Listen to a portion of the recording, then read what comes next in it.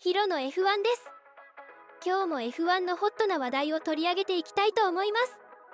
チャンネル登録と高評価お願いします。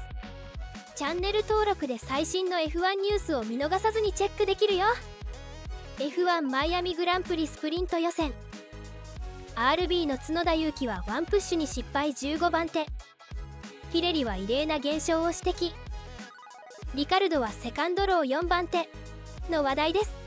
レッドブルのマックス・フェルスタッペンが金曜日のスプリント予選でポールポジションを獲得しました。ビザキャッシュアップ RB の角田裕樹選手のチームメイトであるダニエル・リカルドはセカンドローの4番手につけました。 SQ2 では角田選手はワンプッシュ作戦がうまくいかず15番手で敗退し、さらにメルセデスのジョージ・ラッセルは11番手、ルイス・ハミルトンは12番手でメルセデスの2人とも SQ2 で敗退しました。角田選手のワンプッシュ作戦はフェルスタッペンと同じ作戦でしたが、フェルスタッペンもタイムが伸びていなかったので SQ2 では2回プッシュが正解のようでした。角田選手の SQ2 のタイムはトラックリミット違反でタイム自体抹消されました。角田選手はマシンのペース自体は感触が良いとしているので週末のこれからを期待したいところです。レースディレクターのアラン・パーメインは SQ2 での角田選手に何が起こったのか深く考えてみるとし、ワンプッシュは角田選手が選択したことを示唆しています。ピレリのチーフエンジニアであるシモーネ・ベッタはスプリント予選はかなり異例なものとなったとしており、次のようにコメントしています。前半はコースが大きく進化を続けていたが SQ2 が終わったあたりから明らかにタイムが伸びない、あるいは遅くなっていた。この現象は SQ3 でさらに顕著になり、ミディアムからソフトへの改良はごくわずかか少なくとも顕著なものではなかった。その理由を理解するためにこれから数時間データを注意深く研究する必要がある。ワンプッシュを角田選手は選択したためこの現象の影響を受けてしまいタイムを伸ばせなかったようですね。リカルドは角田選手とは逆に好調で金曜日のスプリント予選で4番手となり RB に今季最高のグリッドをもたらしました。土曜日のスプリントレースで今季初のポイント獲得を狙うことになります。中国グランプリでのシャシー交換は開幕から4戦して不振にあえいでいたリカルドのシーズンに火をつけたようです。序盤戦ではチームメイトの角田選手に比べリカルドのパフォーマンスがあまりに低かったため RB での将来が疑問視されていました。リカルド選手はメディアに次のように話しています。2列目スタートなんて予想していなかったよ。 SQ2 でのフィーリングはすごく良かったし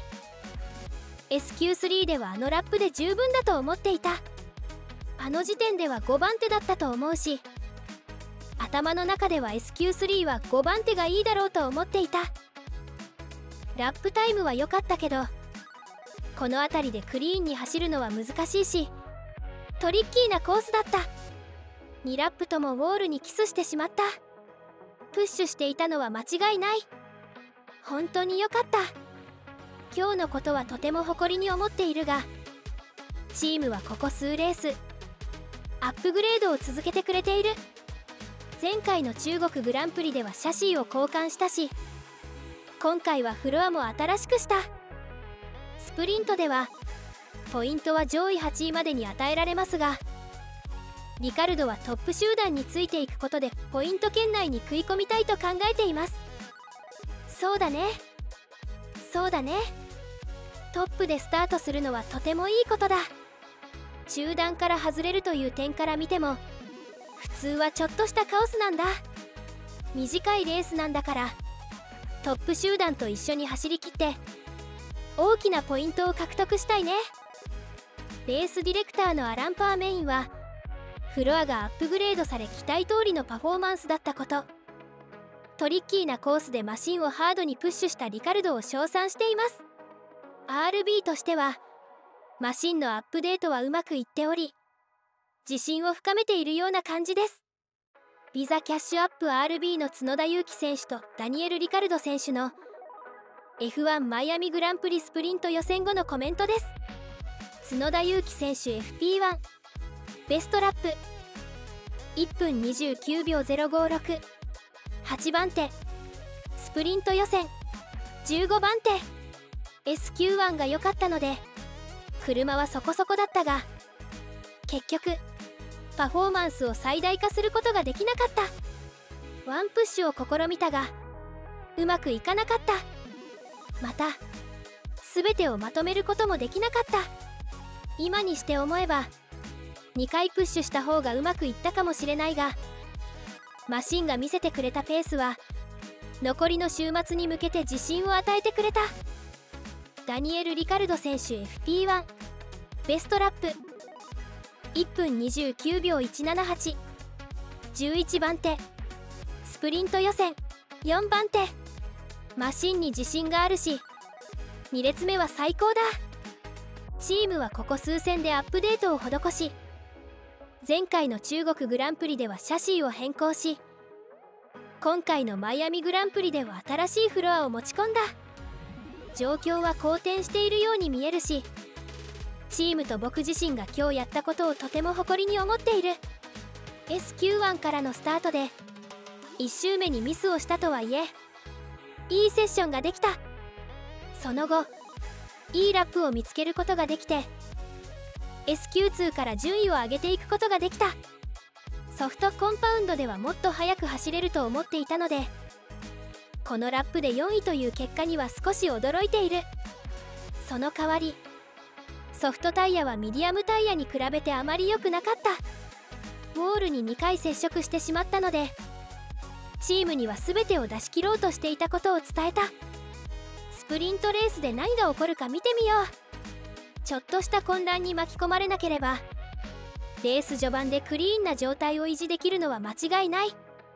明日はぜひポイントを獲得したい。アランパーメインレースディレクター、我々にとってもダニエルにとっても素晴らしいセッションだった。本当にハッピーだ。今朝の最初の周回からマシンは好調だった。フロアがアップグレードされ期待通りのパフォーマンスを見せてくれた。そのおかげでダニエルは壁があちこちにあるトリッキーなコースでマシンをハードにプッシュする自信を持つことができた。 SQ2 での勇気に何が起こったのか深く考えてみる必要がある。 SQ1 での走りの後、彼はすごく自信を持っていて SQ2 では1周だけタイムラップを取りたいと言っていた。うまくいかなかったが全てを深く掘り下げて理解しようと思う。週末はまだ序盤だから彼を上位に上げるチャンスはまだたくさんある。 F1 マイアミグランプリスプリント予選 RB の角田裕樹はワンプッシュに失敗15番手、ピレリは異例な現象を指摘、リカルドはセカンドロー4番手の話題でした。チャンネル登録と高評価お願いします。チャンネル登録で最新の F1 ニュースを見逃さずにチェックできるよ。最後までご視聴ありがとうございました。次回のヒロの F1 をお楽しみに。